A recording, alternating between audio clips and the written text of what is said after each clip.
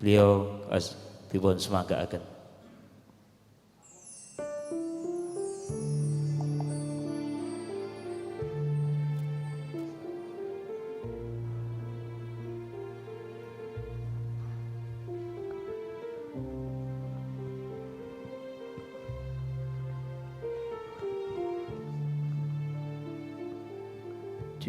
Halo.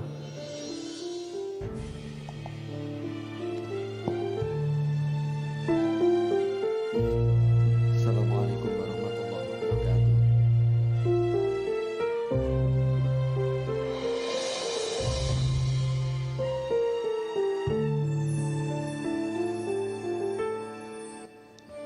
La tashab man la yunhiduka ilallahi haluhu wala yadulluka ilallahi maqaluhu. Jangan kau temani atau kau jadikan guru orang yang perilakunya tidak membangkitkan kamu kepada Tuhan dan kata-katanya tidak menunjukkan kamu kepada Tuhan. Lalu siapa yang perilakunya jadi contoh bagi kita itu kepada Tuhan? Ya tidak lain tidak bukan adalah ulama. Walaupun zaman sekarang ada ulama politik sapiturute, tapi ulama-ulama yang betul-betul masih ikhlas itulah yang kita pegang.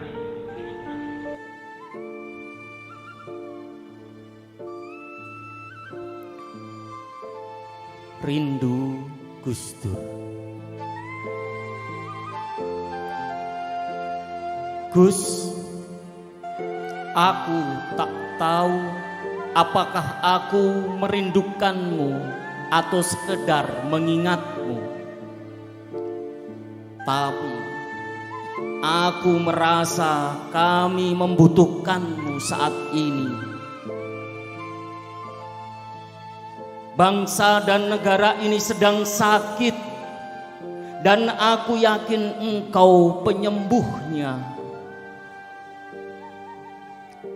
Komplikasi akut bangsa ini, wabah penyakit berkembang biak, korupsi merajalela, kolusi menjadi-jadi, nepotisme mendarah daging, kejahatan sosial merusak, keragaman terpecah, anak-anak bangsa tersekat-sekat.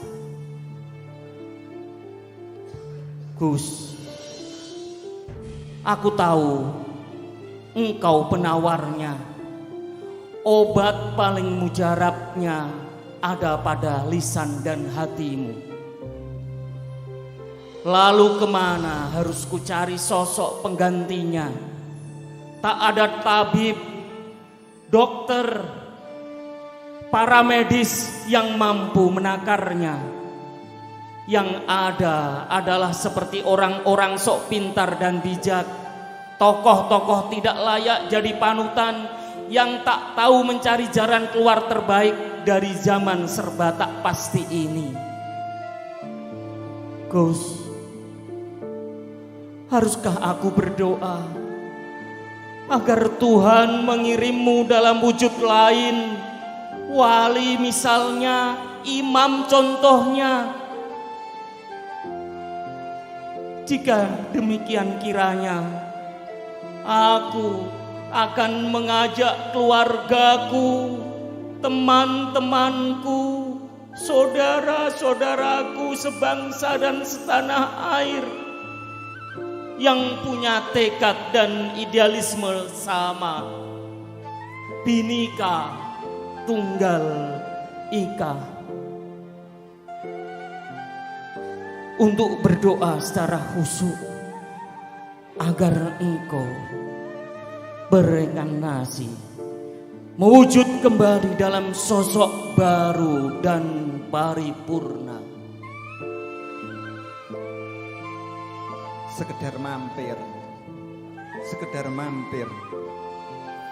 Itu yang dijawab Gus Dur ketika ditanya Gusmus latar belakang kedatangannya di Leteh Rempang siang itu.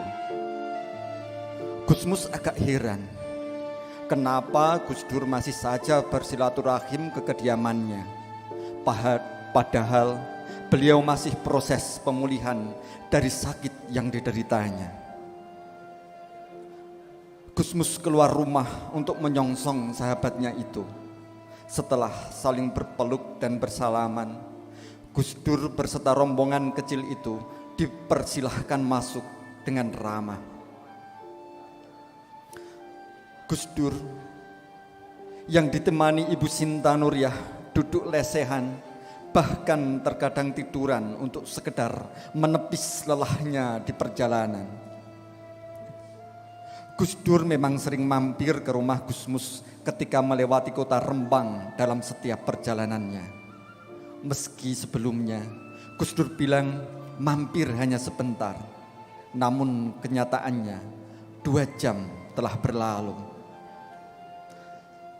2 jam yang sangat berharga, yang berisi canda, tawa dan obrolan ringan dan renyah. 2 jam yang sangat berharga, yang diisi dengan makan bersama yang tidak biasa.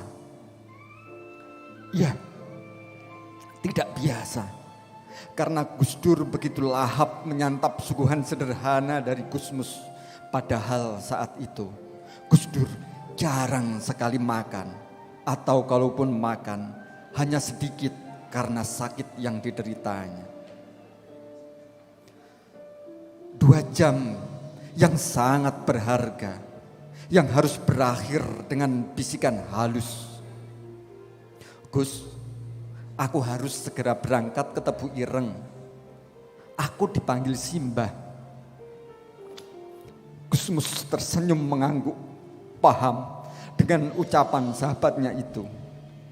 Simbah yang dimaksud adalah Hadratus Syekh Hasyim Asy'ari, kakeknya. Jika Simbah sudah memanggil, Gus Dur akan segera datang tanpa berbicara apapun. Begitu pula jika sang ibu memanggil. Di tengah perjalanan menuju Tebu Ireng, Gus Dur juga ingin menyambangi atau berziarah ke makam Mbah Wahab Hasbullah Tambak Beras, guru pertama yang mengajari Gus Dur tentang kebebasan berpikir. Setelah itu, Gus Dur langsung menuju makam sang kakek, ayahnya dan anggota keluarga lainnya di Tebu Ireng. Gus Dur berjalan pelan menuju makam. Seperti biasa, Gus Dur membaca tahlil dan doa dengan khusyuk beberapa saat. Soan kali ini berisi pembicaraan rahasia di antara keduanya. 2 jam yang sangat berharga, karena di ujung perjumpaan itu Gus Dur berpesan kepada sahabatnya, aku titip NU, aku titip NU. Dan Gusmus seperti kaget mendengar wasiat itu, tetapi tak bisa menolak, meski juga tak sanggup menjalankan amanah agung itu. 2 jam yang sangat berharga, karena itu adalah obrolan renyah terakhir kedua sahabat itu. PJ Bumi Nahdlatul Ulama Jepara. Assalamualaikum warahmatullahi wabarakatuh.